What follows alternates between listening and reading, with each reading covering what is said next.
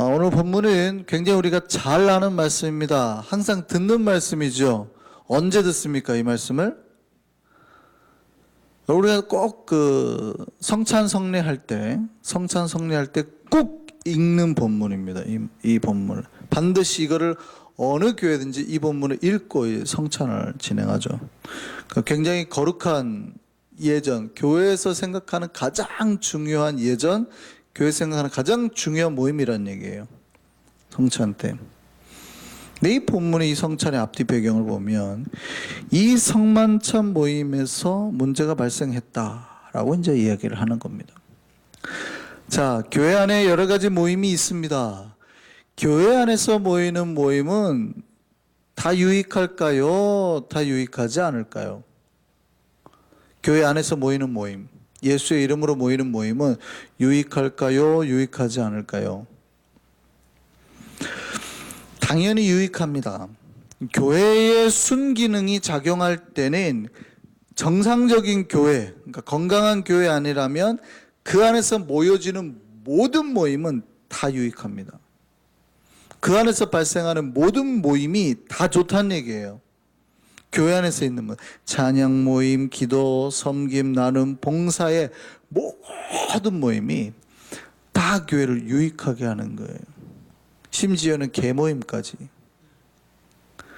예수의 이름에, 예수의 능력이 그 안에 있는 사람들이 모이는 곳이라면 심지어는 어떤 모임이라도 상관없이 모이면 전도하게 돼 있고 막 말씀 전하게 돼 있고 간증 전하게 돼 있고 되어 있다는 얘기예요.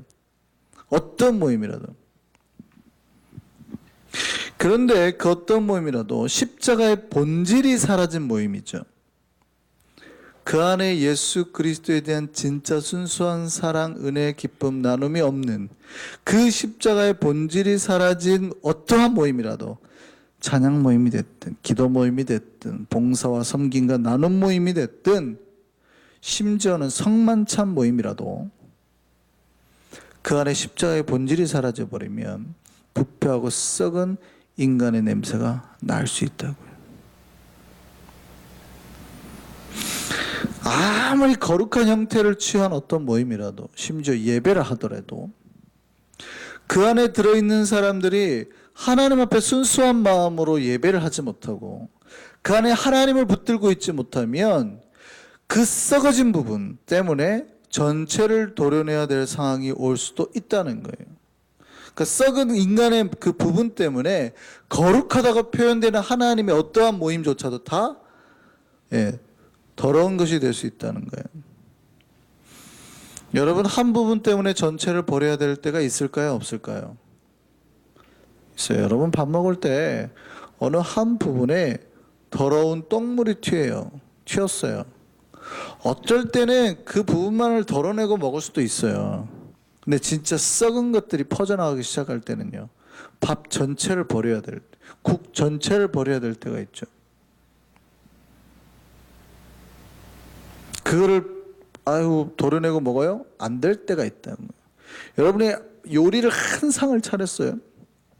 하루 종일 준비해서 한 상을 차렸는데 잘못해가지고 형광등 위에서 퍽 하고 터졌습니다. 그러면 그 요리를 그 안에 있는 유리 조각 다 걷어내고 먹으실래요? 여러분이라면 그럴 수 있지만 여러분의 자식이 있어요. 자, 그거 다 얘들아 그냥 젓가락으로 다 드러내고 먹어 괜찮아 하실래요? 아니면 싹 엎으실래요? 요리만 생각하면 그 유리 조각이 얼마나 크다고요. 들어있을 수도 있고 안 들어있을 수도 있잖아요. 복불복인데 먹다가 걸리면 뱉어라. 아무리 맛있고 아무리 좋은 모임이라 하더라도 원래 기본적으로 아무리 좋은 거라 하더라도요, 그 안에 잘못 부패되고 썩은 것들이 들어가면 전체를 뒤엎어야 될 때가 있는 거예요. 바울이 오늘 17절에서 이렇게 말합니다. 너희의 모임이 유익하지 못하고, 본문 보여주세요. 너희의 모임이 유익하지 못하고 도리어 해로움이다. 근데 여기서 말한 너희의 모임이 뭐예요? 성만찬 모임. 고린도 교회가 성찬을 하겠다고 모였어요. 얼마나 잘하는 겁니까? 성찬을 하겠다고 모였으니 얼마나 잘하는 거예요.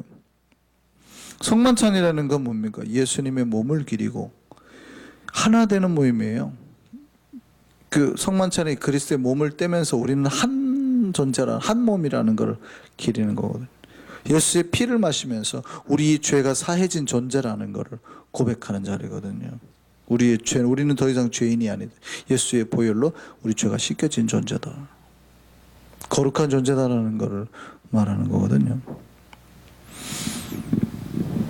그런데 그 모임이 정반대로 교회를 망쳤대. 이 모임 때문에 교회가 썩어진 모임이 되어버렸대. 이 메시지 우리가 깊이 한번 생각해 봐야 될 문제입니다. 우리가 앞으로 거대한 교회 모습으로 성장을 하고, 예를 들어서 우리가 각자 맡은 은혜의 집이 막 활발해가지고 막 부흥을 했어요. 3배, 4배로 막 부흥을 했어요. 나쁘지 않죠. 좋은 거죠. 그런데 그 안에 어떠한 모임이라 하더라도요, 여기서는 성만찬 모임까지 포함된 거니까 말씀과 본질을 지키지 않으면 예수께서 싫어하는, 그러니까 아주 독특한, 예수님이 싫어하는 은혜로운 모임이 될 수가 있어요. 인간들끼리는 굉장히 은혜로운데 예수님은 굉장히 싫어하는 교회와 모임이 될 수 있다는 얘기입니다. 교회에서 그 어떠한 거룩한 이름으로 모여지는 모임, 그 이름은 거룩해요. 여기는 심지어 성찬 성례니까 거룩한 이름으로 모여지는 모임이라 하더라도 그 안에 욕망이나 탐욕이 들어가 있는 모임은 자기들의 욕구를 채우기 위해서 모임을 이끌고 자기가 드러나기 위해서 뭔가를 하는 그런 거는 예수님의 몸을 찢고 썩고 망하게 하는 거예요. 부패하기 시작한 포인트가 되는 거죠. 고린도 교회에 지금 그런 잘못된 모임이 있었다고요. 잘 보셔야 돼요. 모임 자체가 나쁘지 않아요. 성만찬 모임, 그러면 썩으니까 아프는 거면 성만찬 하지 맙시다, 이러면 될까요, 안 될까요? 그러면 안 되는 거예요. 찬양 모임 하는데 잘못해가지고 싸웠어요, 찬양팀끼리. 저 모임 자체가 나쁘겠네, 찬양 모임 하지 마, 뭐 이러면 될까요, 안 될까요? 안 되는 거죠. 모임 자체는 굉장히 좋아요. 문제는 그 모임의 구성원, 들어있는 사람들, 특별히 그 사람들의 마음에 문제가 있다. 고린도 교회는 자기들 마음에 맞는 사람들끼리만 모였습니다. 내 마음에 맞는 사람들끼리 성찬을 하는데, 성만찬을 하는데, 야 우리 성찬할 때 좀 나랑 친한 사람끼리 모여서 하자, 이렇게 된 거예요. 야, 부자들끼리 좀 모여라. 야, 가난한 니들끼리 그냥 성찬해라. 괜찮은 거예요, 나쁠까요? 어떻게 보면 괜찮은 것처럼 보이기도 하죠. 편안하게 하자, 성찬할 때. 왜 성찬할 때 좀 그렇게 힘들게 해야 되냐, 편안하게 하자. 그렇잖아요. 우리가 은혜집 모임을 하더라도, 야, 은혜집 좀 진짜 은혜롭게 하자, 편안하게 하자. 마음 불편한 사람들끼리 모여가지고 무슨 은혜가 되겠어. 우리끼리 좀 편안하게 하자.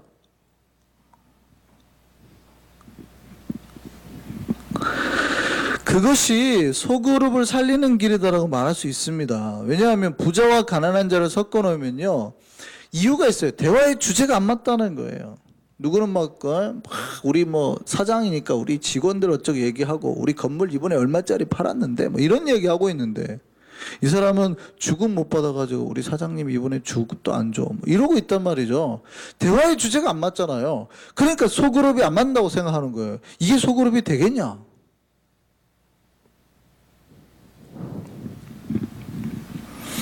그래서 실제 한국의 어떤 소그룹은 실제 소그룹을 짤 때 그렇게도 짭니다. 화이트 컬러, 블루 컬러 나눠서 짭니다.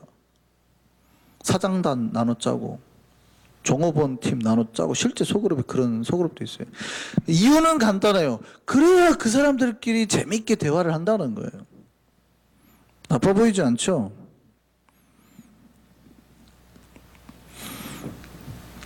그런데 그게 예수님의 뜻일까요, 아닐까요? 고린도 교회가 그랬다는 거예요. 성찬을 하는데, 야, 좀 부자끼리 모여줘. 부자끼리. 야, 가난한 사람 니들끼리 모여라. 불편해, 니들 끼면. 대화의 주제도 안 맞고.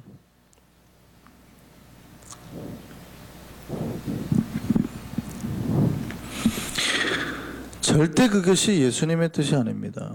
많이 배운 자는 적게 배운 자를 섬기고 이해하는 법을 배우는 게 공동체의 목적이거든요. 반대로 적게 배운 자는 많이 배우는 자를 통해서 어떻게 더 예수님 앞에 나아갈 수 있는 지혜를 배워야 되는 거예요. 부자는 가난한 자와도 함께 살아가는 법을 배워야 됩니다. 그래서 교회 내에서는 부자 신자만 큰 소리 치는 교회가 되면 안 돼요. 가난한 사람도 얼마든지 예수님의 말씀으로 바르게 살아가는 것을 가르칠 수 있는 교회여야 하는 거거든요. 그런데 교회가 그런 예수님의 참된 몸을 세우기보다는 파당을 만들어요. 분파를 만들어요. 부자끼리 모이자, 배운 사람끼리 모이자, 쉽게 말하면 한국은 지역끼리 모이자. 뭐 서울 출신, 니네는 지방 출신. 많이 배운 사람은 서울대, 연대, 고대까지. 나머지는 지방끼리, 경상도끼리, 전라도끼리. 끼리끼리 모이죠. 자꾸 분파, 파당을 만들어요. 예수님의 몸으로서 하나 되기보다는 니하고 나하고는 뭔가 다르다는 거예요. 대화의 코드도 안 맞고 주제 코드도 안 맞고 뭔가 다르다는 거예요. 교회가 자꾸 갈라져요. 고린도 교회가 당지였다는 얘기예요. 당지였다는 얘기는 자기 마음에 맞는 사람끼리 모였다는 거예요. 성만찬에는 특별히 부자하고 가난한 사람들끼리 나눠졌어요. 그러니까 여기 돈 많은 사람과 가난한 사람이 이제 파가 나눠졌다는 얘기죠.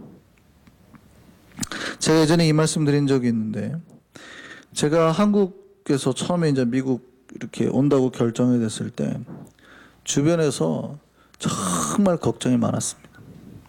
제가 미국 상황을 모르잖아요. 제가 한성교회가 어떤 교회인지도 모르고 사실은 왔거든요. 그러니까 전혀 주변적인 상황이나 없으니까 한국에 있는 분들이 목회하시는 분들이 대부분이 해외에 있는 한인교회를 기준으로 이제 조언을 해주는 거예요. 진짜 힘들대. 거기 가면 조심해야 되는 몇 개, 그게 이제 몇 가지 이야기. 절대 이혼 이야기 하지 마라. 신분 이야기 하지 마라. 뭐 하여간 하지 말라는 게 그렇게 많아요.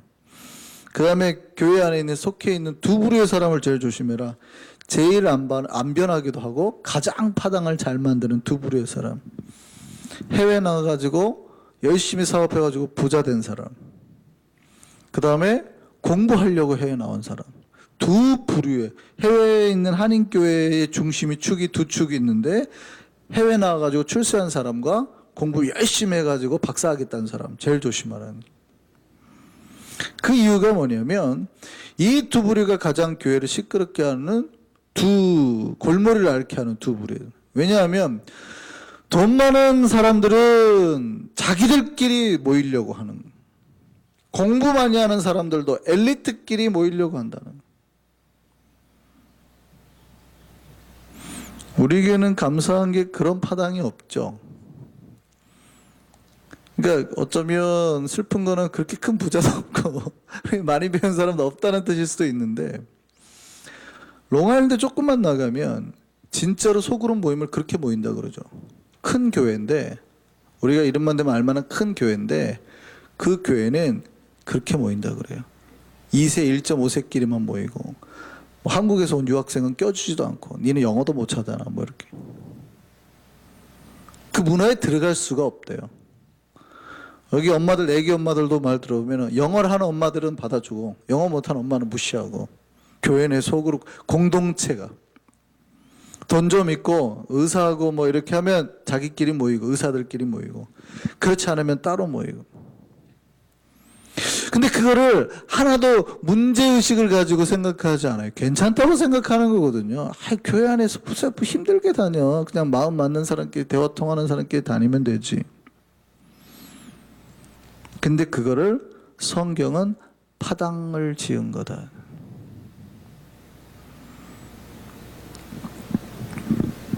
초대교회가, 여기 초대교회 말고요, 이전 초대교회가 주일 예배를 마치고 보통 2부 순서로 떡을 뗐습니다. 대부분 1부 치고 2부서 떡을 뗐는데 어떻게 했냐면 세례를 받지 않은 사람들은 예배만 드리게 하고 돌려보냈어요.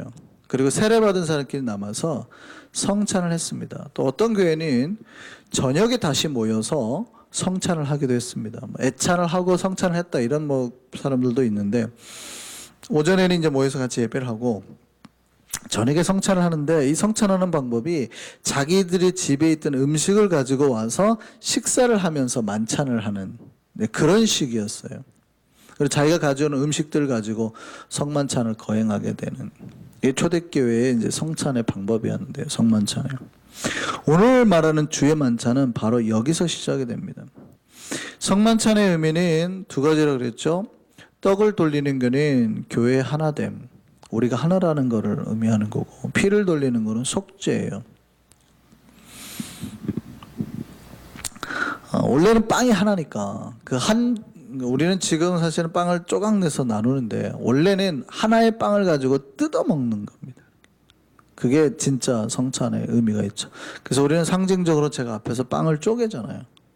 그거는 우리가 하나라는 것, 그리고 그 쪼갠 빵을 우리가 나눈다는 상징적인 의미가 있어요. 잔도 제가 일부러 큰 잔에다 따르잖아요. 원래는 한 잔을 가지고 돌려 마시는 것이 옳습니다.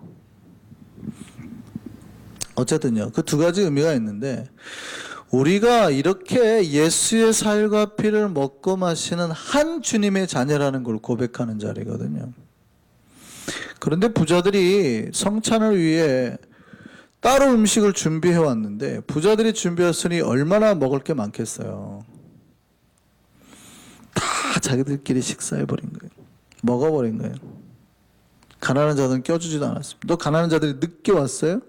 그러니까 음식을 준비하지 못해서 늦게 왔을 수도 있고 정말 먹을 것이 없어서 있는데 부자들이 모인 성찬 자리는 음식이 넘쳐서 배불러서 술을 마셔도 되냐 안 되냐가 여기서는 논할 주제는 아니지만 당시에는 포도주를 마셨으니까 어느 정도 많이 마셨냐면 취할 정도로 많이 마시고 배가 터지도록 누구는 먹었는데 같은 교회에 속해 있는 누군가는 성찬 자리에 왔는데 먹을 게 없어요.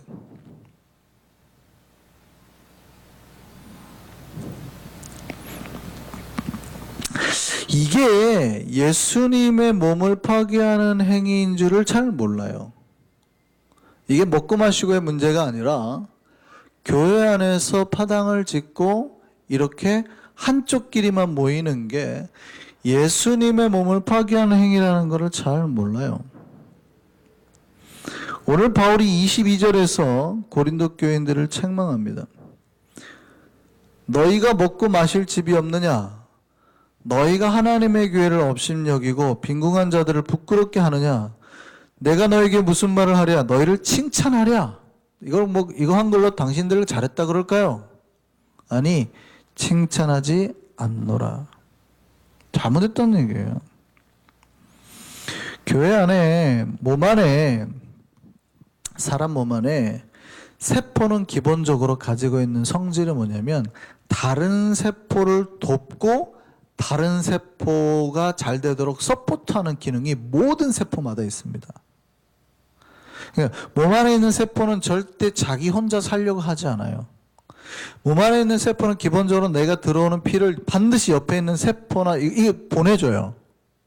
이게 기본적으로 모든 세포가 가지고 있는 거거든요. 그런데 몸 안에 자기만을 생각하는 세포가 딱 성내잖아요. 그 옆에 있는 세포가 살든 말든 나만 먹고 막 증식하고 막 성장하는 세포가 있어요. 그거를 뭐라 그러냐면 암세포라 그래요. 그러니까 보통 기본적으로 모든 세포는 다른 세포들이 잘 살도록 서포트하는 기능이 기본적으로 내장돼 있어요. 그런데 변형이 된 세포가 하나 딱 뭔가 환경 호르몬이나 뭐 때문에 내 몸에 있는 세포가 딱 변형이 되는데 그때부터는 얘는 이기적으로 변해요. 나만 먹고 나만 성장해요. 그걸 우리가 암세포라 그러거든요. 그런데 오늘날 보면 교회들마다 암세포가 작은 게 아니라 덩어리로 있어요. 소그룹별로 어떨 때는 암세포가 막 있어요. 자기들끼리 모여요. 부자들끼리 모이고 배운 사람들끼리 모이고. 이유는 여러 가지죠. 대화가 안 통해, 대화가. 내가 종업원들하고 무슨 대화를 하겠어. 이렇게 해버리는 거죠. 야, 내가 저기 못 배운 사람들하고 무슨 대화를 하겠어. 우리끼리 모이자. 영어도 안 된 애들하고 무슨 수준 떨어지고. 이렇게 돼버리는 거죠.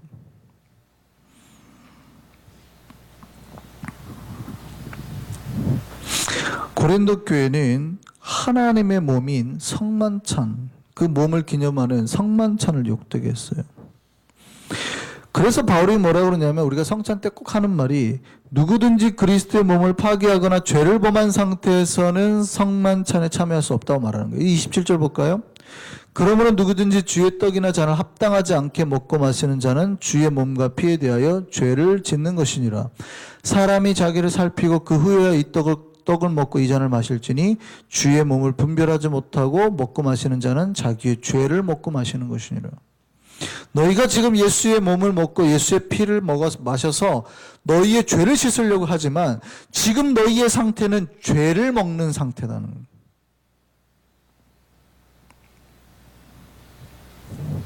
우리가 성만찬에 참여하려면 우리가 지금 합당하게 그리스도의 공동체 합당한 사람인지, 아니면 정반대로 교회를 공동체를 파괴하고 있는지는 아닌지를 살펴야 된다고요.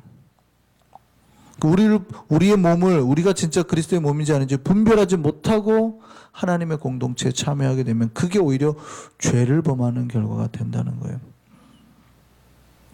바울은 고린도 교회가 예수님께서 몸생하신 그 성만찬을 욕되게 하고 그 몸을 파괴하고 스스로 죄를 마신 자라고 비판하고 있습니다. 그 증거로 그들 중에 누가 있냐면, 그 부자들은 먹고 배부르고 취했다 그러잖아요. 근데 가난한 자들 중에는 약한 자, 병든 자, 심지어 너희들 중에 누가 있다요? 30절 말씀 보니까 잠자는 자. 잠자는 자의 표현은 죽은 자라는 뜻이에요. 성경은 잠들었다라는 말을 쓸 때 죽은 자에 대한 완곡한 표현으로 잠들었다 그래요. 스데반이 그 하나님의 이슬 먹고 돌 맞아서 죽었다 그럴 때 잠들었다 그렇게 표현하거든요. 그 잠들었다는 표현은 그들 중에 약한 자, 병든 자, 심지어는 배가 고파서 죽은 자도 있었다는. 그런데도 부자들이 자기들의 죄를 이해 못하는 거예요.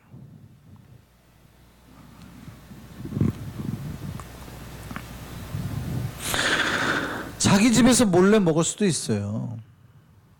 근데 교회에서 만찬을 하겠다, 기어이 공동체라고 모임을 하겠다고 교회까지 나왔는데 자기들끼리만 배불렀다는 거죠.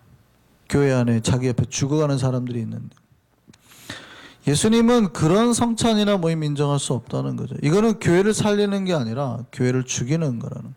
자기만 생각하는 교회 안에, 몸 안에 있는, 예수님 몸 안에 있는 암세포 덩어리였다는 거예요.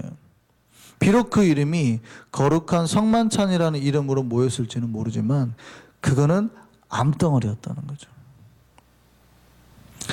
우리가 이제 그리스도의 몸에 있는 각자의 소속된 파트로 있죠. 그런 여러 가지 교회 안에 다양한 공동체 모임 다 속해 있습니다. 우리는 생각해 봐야 됩니다. 과연 내가 속한 공동체, 내가 속한 은혜의 집이나 아니면 모든 부서나 우리 교회가, 예배가, 여러 가지 모임이 정말 건강한가? 예수님의 몸을 지키면서 예수님의 몸을 살리는 각자의 세포의 역할을 감당하면서 살고 있는가? 아니면 나 혼자 살겠다고 다른 세포를 돌보지 않는 암세포인가? 정말 내가 생각해야 됩니다. 거룩한 교회는, 건강한 교회는 예수님의 몸을 골고루 균형 있게 성장시켜 나가는 교회예요. 야구 투수가 팔이 중요하죠. 팔이 중요하다 그래서 그 팔로만 모든 에너지 세포를 다 쏟은다고 생각을 해봐봐요. 그 팔도 커지고 비대해지고 뭐 이런, 공 잡기는 유리할지 몰라요.